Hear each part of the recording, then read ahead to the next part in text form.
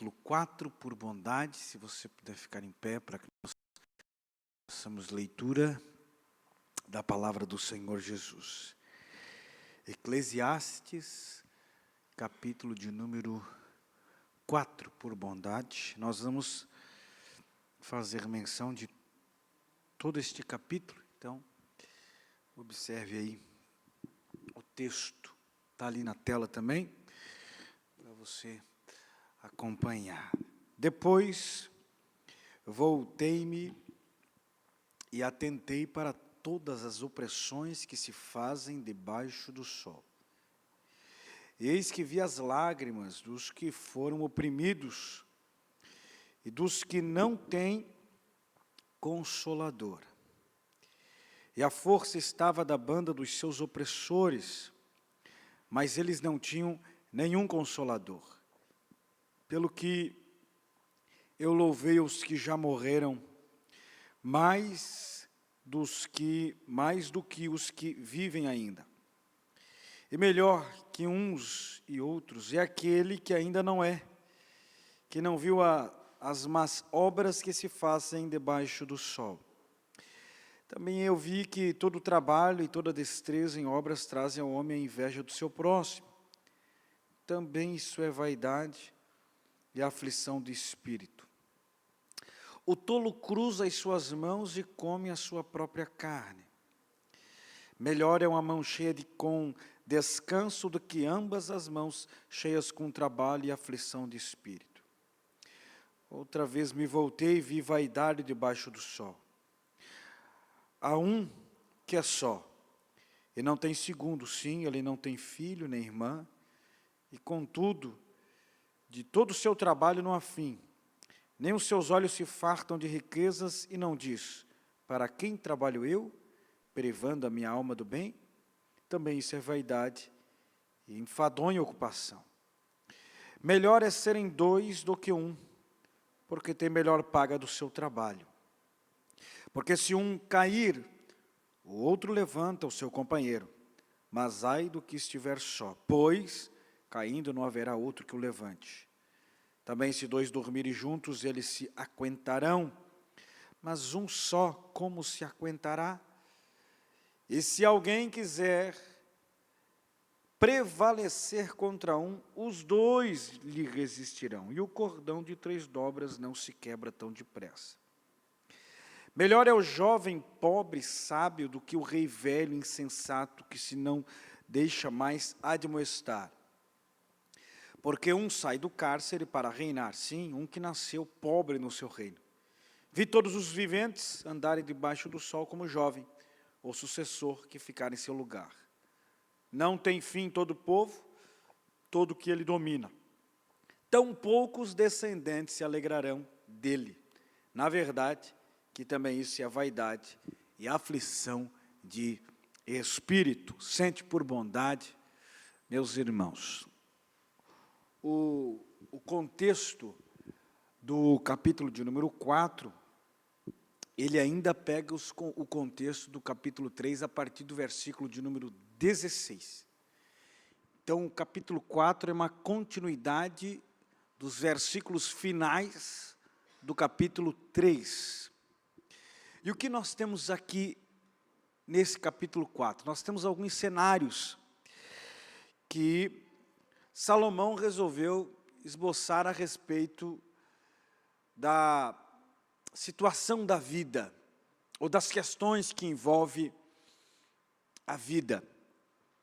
E nós vamos perceber que as opressões debaixo do sol, isto é, em torno das atividades normais da vida, elas são constantes.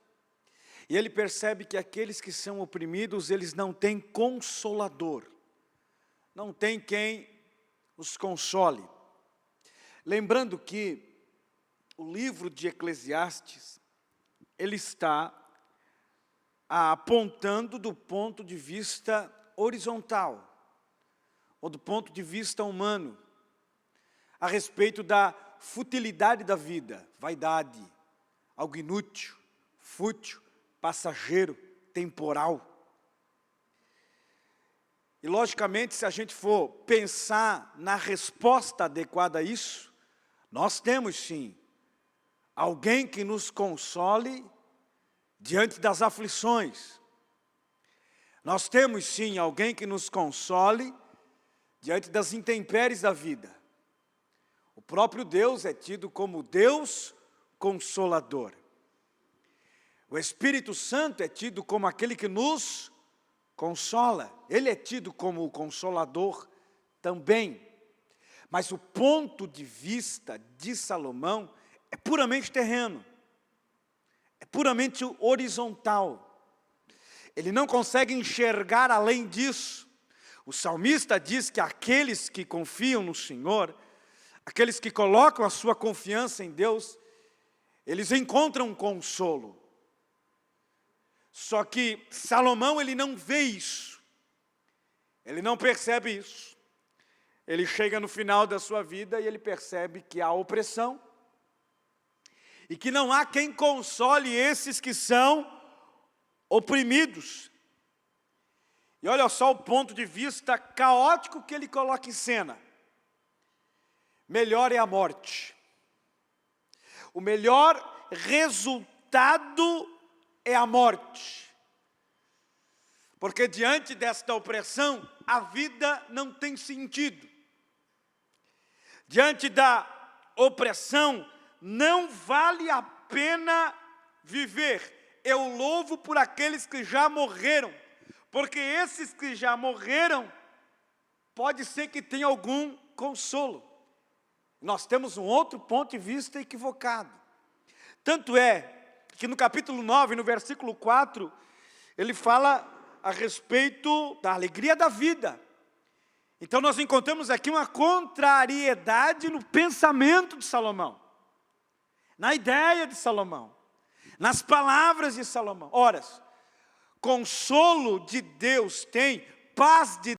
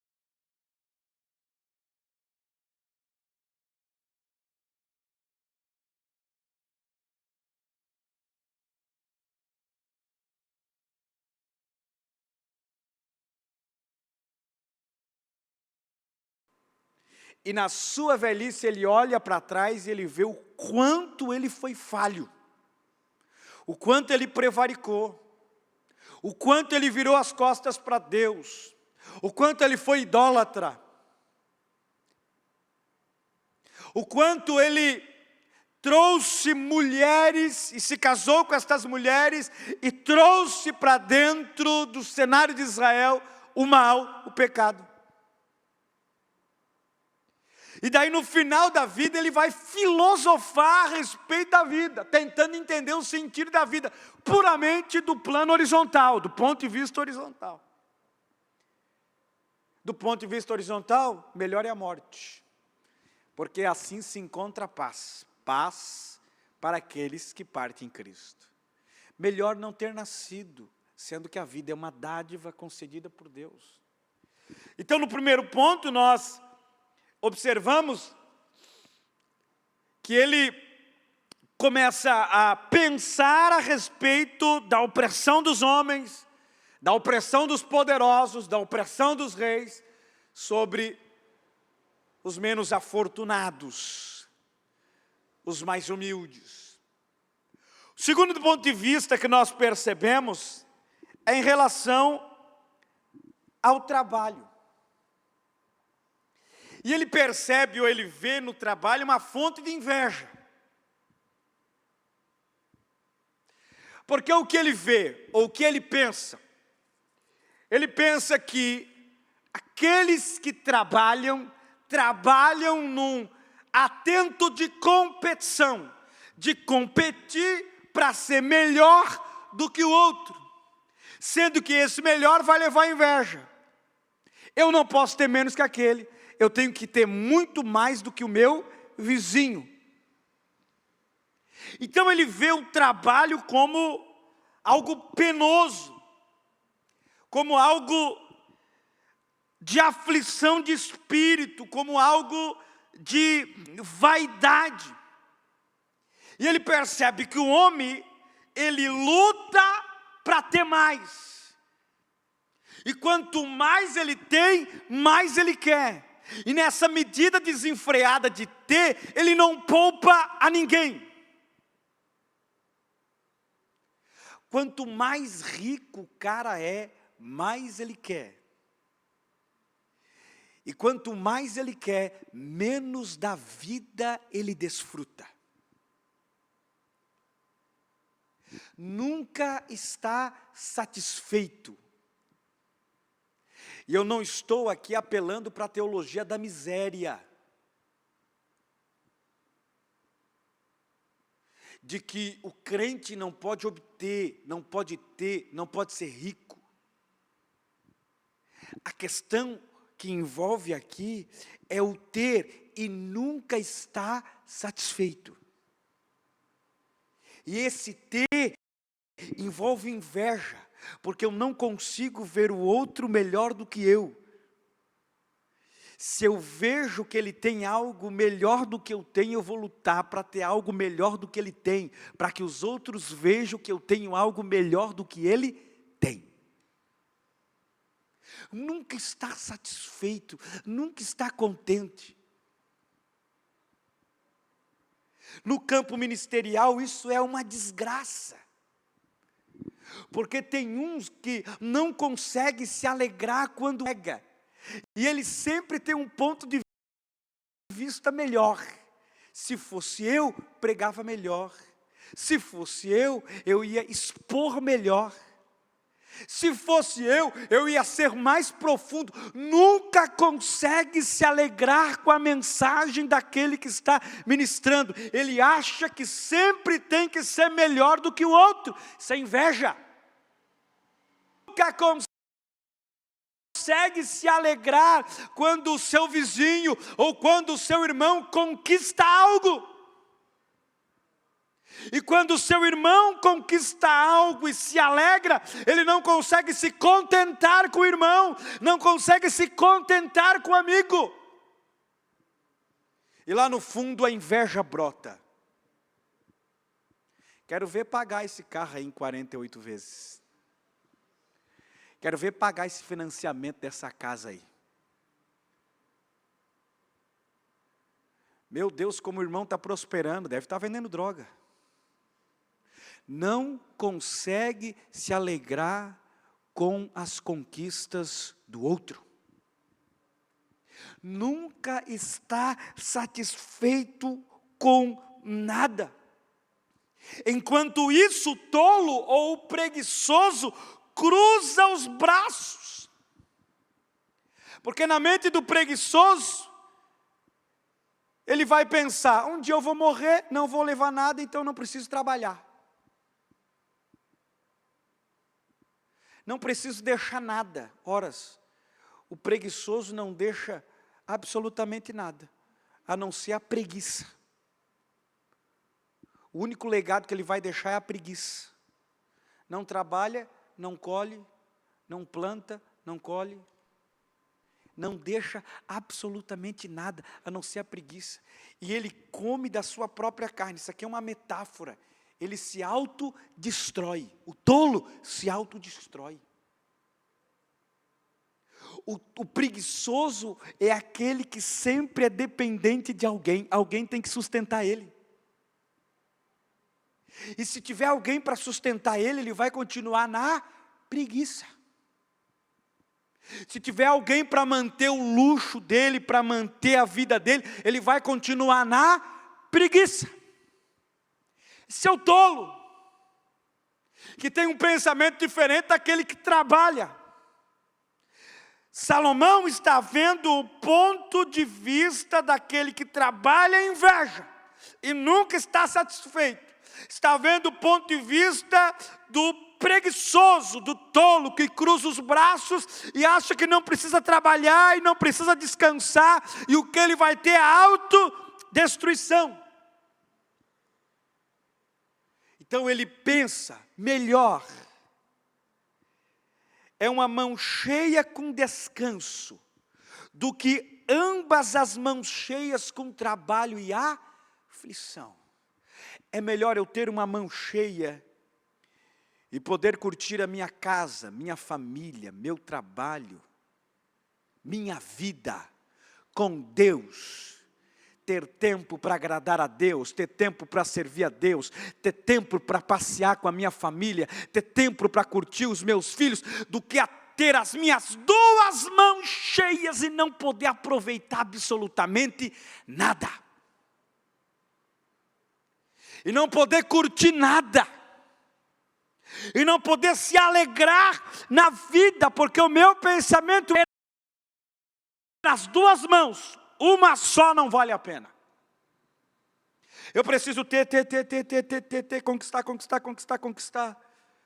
Chega no final da vida, para refletir o quanto perdeu, o quanto desperdiçou, o quanto jogou o tempo fora. Eclesiastes 3, o que nós aprendemos da semana passada. E ele percebe, tudo isso é inútil, tudo isso é vaidade, tudo isso é futilidade. Só que ele continua, ele vai montando os cenários no capítulo 4. E daí ele vê um homem que tem riquezas, que tem bens, que conquista muitas coisas na sua vida material, mas que não tem ninguém para deixar isso. Que não tem irmão, que não tem pai, que não tem mãe, que não tem filhos, para poder passar isso, para poder transmitir isso. Alguém só, alguém sozinho, alguém isolado, alguém que se priva do relacionamento, alguém que se priva de amizades, alguém que se priva de estar perto de alguém, e que não tem ninguém para compartilhar, não tem ninguém para dividir suas alegrias, não tem ninguém para compartilhar suas virtudes, suas vitórias, suas conquistas. É alguém só, solitário. Deus não criou o homem para viver só. Deus não criou o homem para ser solitário. Quando ele viu Adão muito solitário, ele fez uma mulher para Adão. Adão não era triste no Éden.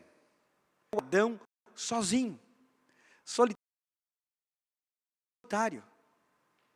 Vou colocar alguém ao lado dele, que esteja colado nele, osso do meu osso.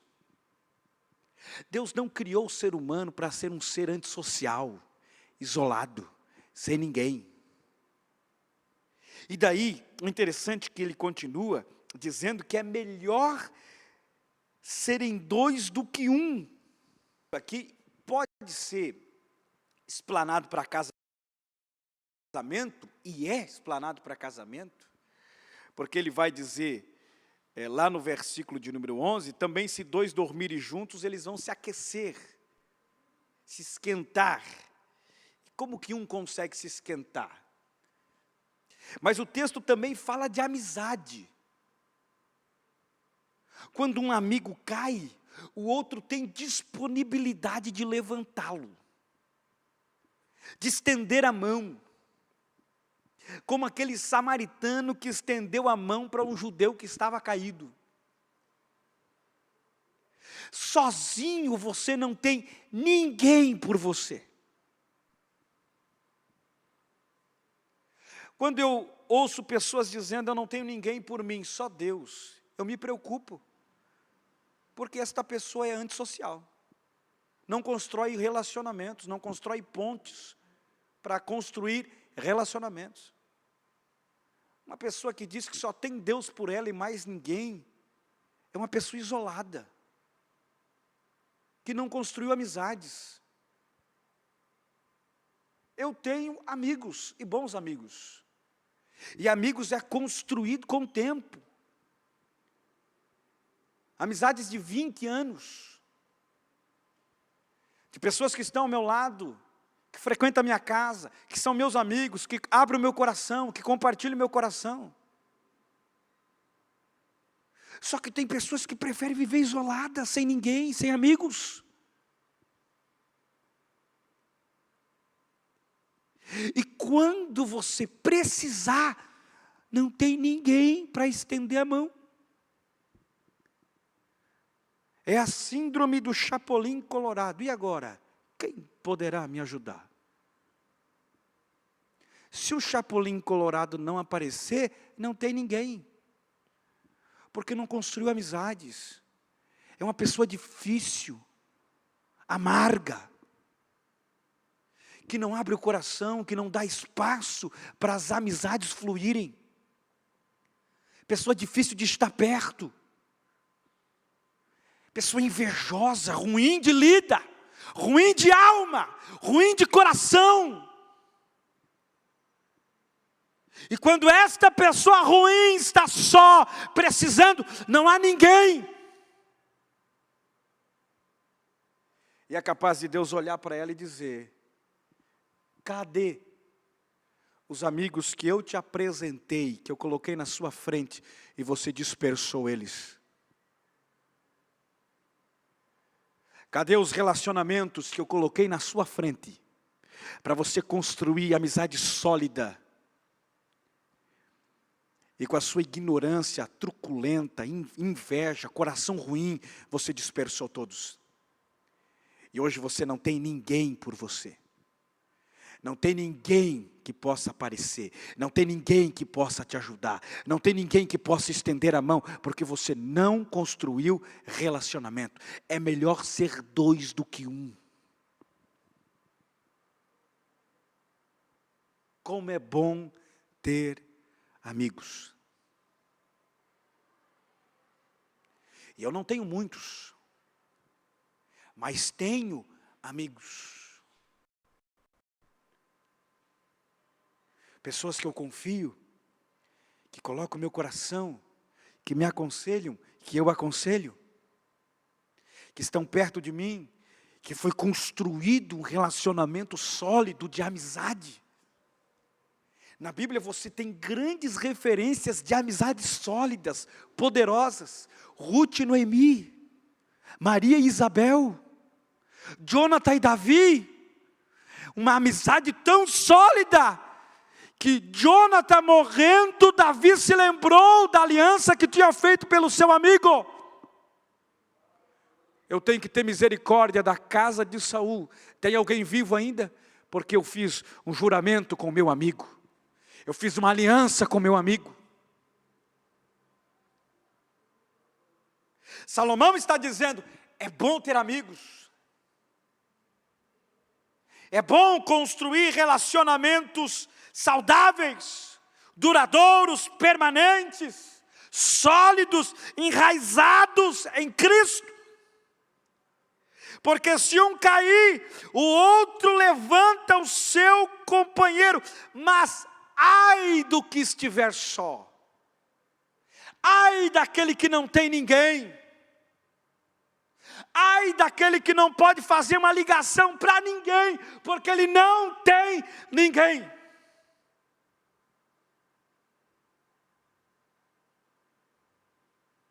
Construa relacionamentos de amizade.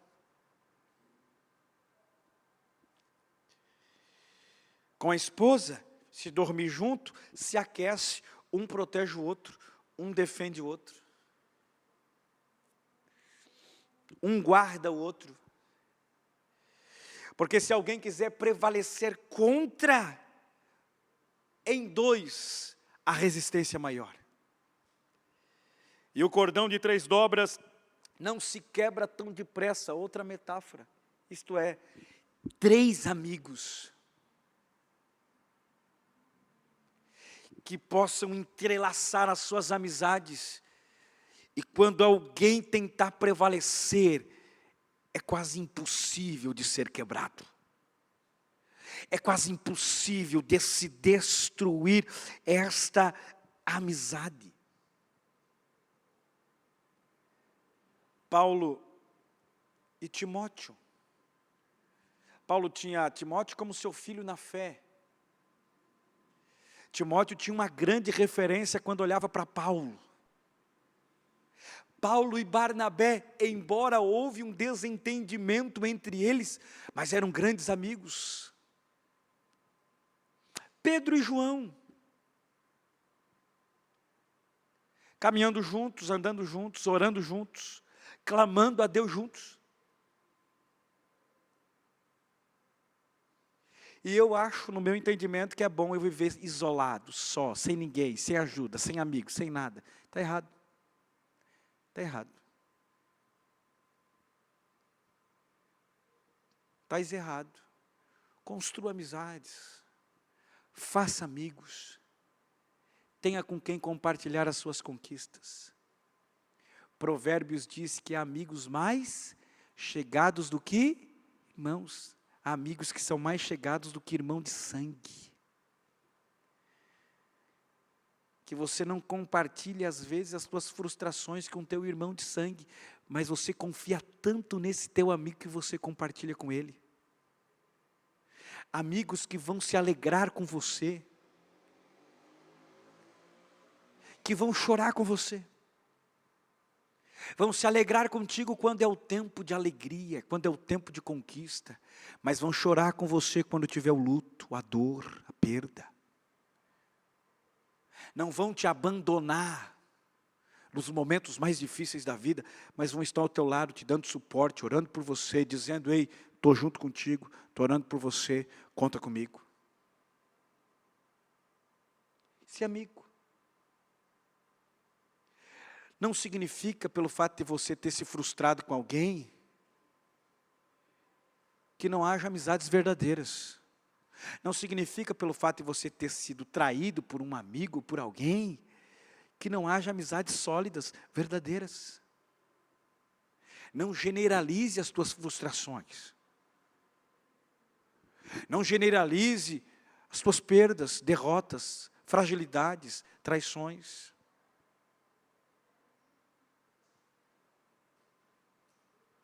Embora os amigos de Jó, de alguma forma tentaram fazer com que ele confessasse seus pecados, mesmo que ele não tivesse pecado, mas foram os únicos que foram lá no lixo da cidade, nas cinzas da cidade, foram os únicos que foram lá,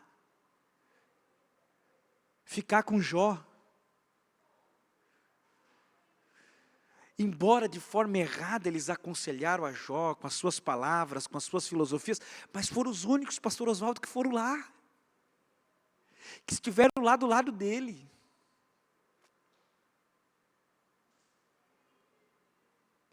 A mulher de Jó, porque Jó não casou com outra, Jó casou com a mesma, Jó nem casou, ele continuou com a mesma esposa. Renovação de votos. No capítulo 42 é renovação de votos. Mas a esposa dele, diante de toda a aflição, dor, luta, ela permaneceu lá.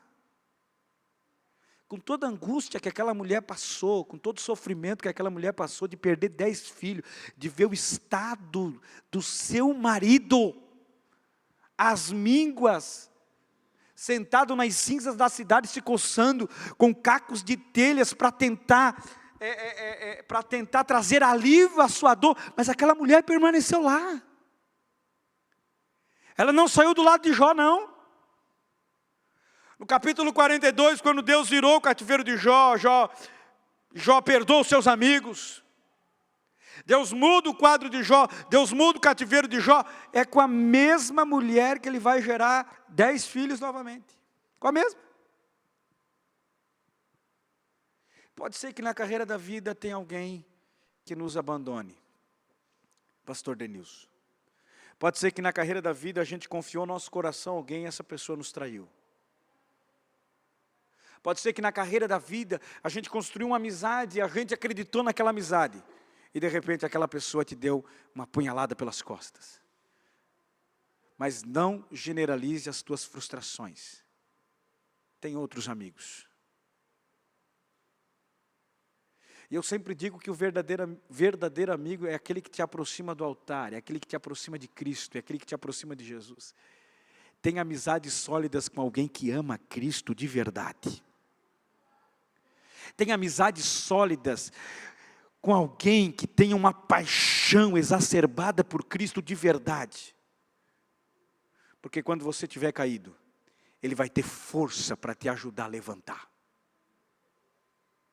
Ele vai ter força para te colocar de pé. Ele vai ter força para te sustentar. Ele vai ter força para dizer para você, e você está fraco, mas eu estou forte, e você vai se levantar comigo, e nós vamos continuar a jornada. Tenha amigos. Faça amigos. Construa pontes. Construa pontes. E ele então finaliza dizendo sobre o comparativo do rei velho e do jovem que vai assumir o posto que ainda é novo. E ele fala que o rei velho é insensato, não ouve mais ninguém. Um dia ele foi novo, teve humildade para ouvir conselhos, teve humildade para ser admoestado, mas o orgulho, a vaidade do tempo, tirou a sensatez, e ele se torna insensato e não ouve mais ninguém. E enquanto isso, alguém novo se levanta do cárcere para reinar. E a gente pode apontar para José, alguém que estava no cárcere, se levantou para reinar. Alguém que dava ouvidos a conselhos, que escutava a voz. Só que Salomão está falando dele mesmo. Porque Salomão não ouvia mais ninguém. Um velho que não dava mais ouvido para ninguém. Era o camarada que sabia tudo. É o homem mais sábio da terra. E que ele não tem a capacidade de ser admoestado por ninguém. Ninguém consegue admoestar Salomão. É assim que ele encerra a vida, assim que ele termina a sua vida, é assim que ele pensa a respeito da vida. E ele vê alguém, um sucessor mais jovem, que ficará em seu lugar e que fará a mesma coisa que ele. A pior coisa que um homem pode deixar para trás é o seu legado e a sua sucessão. Que sucessão ele deu para Roboão, seu filho? Nenhuma. Roboão foi um desastre. Que conselhos Salomão deixou para Roboão, como rei, como pai, como homem, como marido? Nenhum. Porque o filho novo não ouviu o conselho dos anciãos.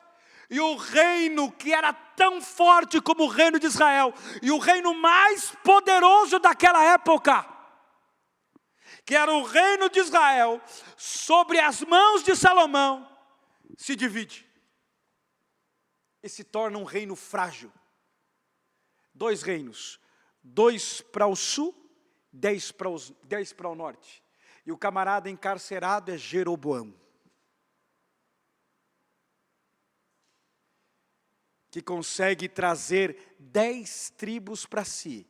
E há uma divisão em Israel. A pior coisa foi que Salomão não deixou legado e nem sucessão para o seu filho. A sucessão foi um desastre.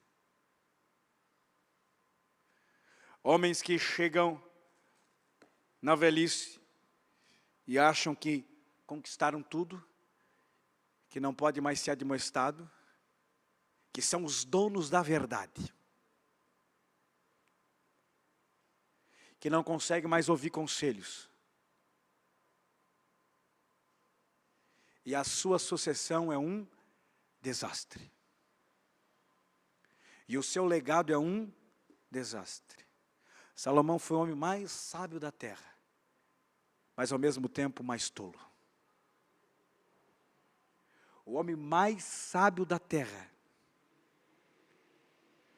que deixou fugir das mãos o controle de Deus.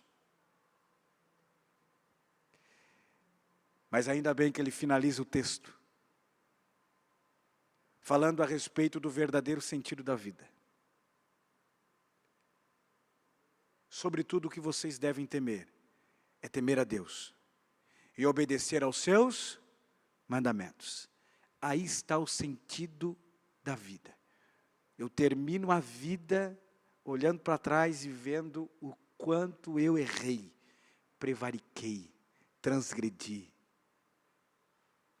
Mas eu peço a Deus misericórdia, entendendo que o temor a Deus e a obediência à sua lei, à sua palavra, é primordial para o sentido da vida. Fique de pé por bondade.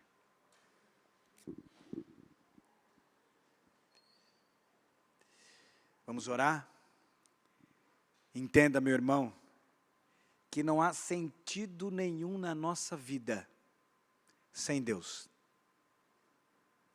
Não há sentido nenhum para a nossa alma sem Deus. Não há sentido nenhum para a nossa vida se a presença de Deus e o temor a Ele e a reverência e a obediência a Ele não estiver entrelaçado no nosso coração. Todo o sentido da vida se perde. E há uma luta desenfreada em ter, e chega ao final da vida e vê que nada fez sentido, porque perdeu tempo. Tem muita gente perdendo tempo. Tem muita gente na igreja perdendo tempo. Tem muitos crentes que ainda não entenderam o verdadeiro sentido da vida. Vive uma vida sem sentido. Vive uma vida amarga, de solidão, de inveja, de ruindade, de ódio, de sequidão, de rancor, de amargura, de tristezas profundas, mergulhado num poço profundo de trevas. E até hoje, mesmo na igreja, não encontrou o sentido da vida. Mas que nós, em Cristo Jesus, possamos entender que o verdadeiro sentido é temer a Deus, obedecer a sua palavra, amar a Deus acima de todas as coisas, e amar o próximo como a nós mesmo, ou como a ti mesmo, Porque fazendo isso, cumpre toda a lei, cumpre a palavra, cumpre o Evangelho, cumpre as Escrituras.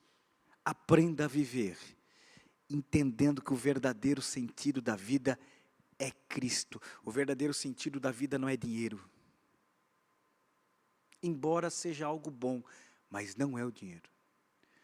O verdadeiro sentido da vida não é o lar, não é uma casa, não é um carro, não é os bens, não são os passeios. Embora tudo isso seja bom, faz parte do cotidiano humano, faz parte do secular humano, ter casa, ter carro, ter bens, viver bem, ter uma boa finança, faz parte do desejo humano, mas aí não está o verdadeiro sentido da vida.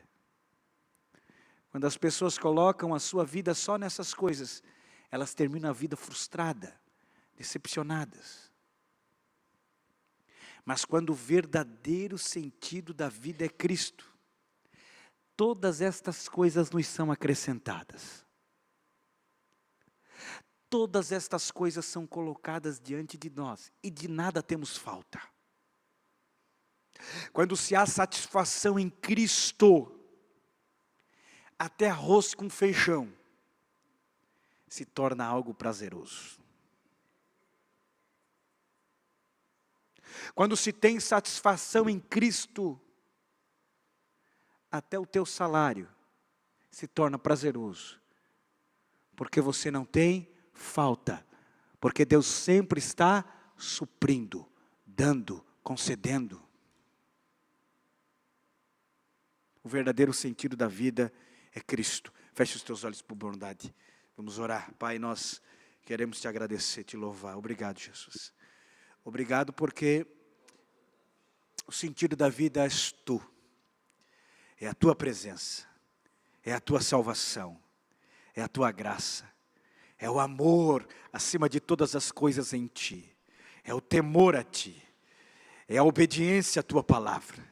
E que nós possamos ser desse jeito, desta forma, andando, Senhor Jesus, nestas verdades da sua palavra, temendo, louvando, adorando, caminhando contigo, andando contigo, construindo amizades sólidas, feliz, trabalhando com satisfação, tendo um bocado na mão e podendo ter alegria da vida, de ter satisfação na vida, de ter tempo, de ter momentos de qualidade em família, com o Senhor, em comunhão contigo, do que ter dois bocados na mão e não ter tempo para nada e não ter satisfação nenhuma, mas que a nossa vida seja para te agradar, para te servir, para te glorificar, para enaltecer, para bendizer, para adorar o teu santo nome, entendendo que tudo és tu, meu Jesus,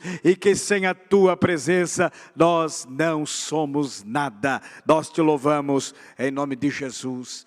Amém e amém. Louve ao nome do Senhor, meu irmão. Tu és tudo para mim, foste morto, mas vives em mim.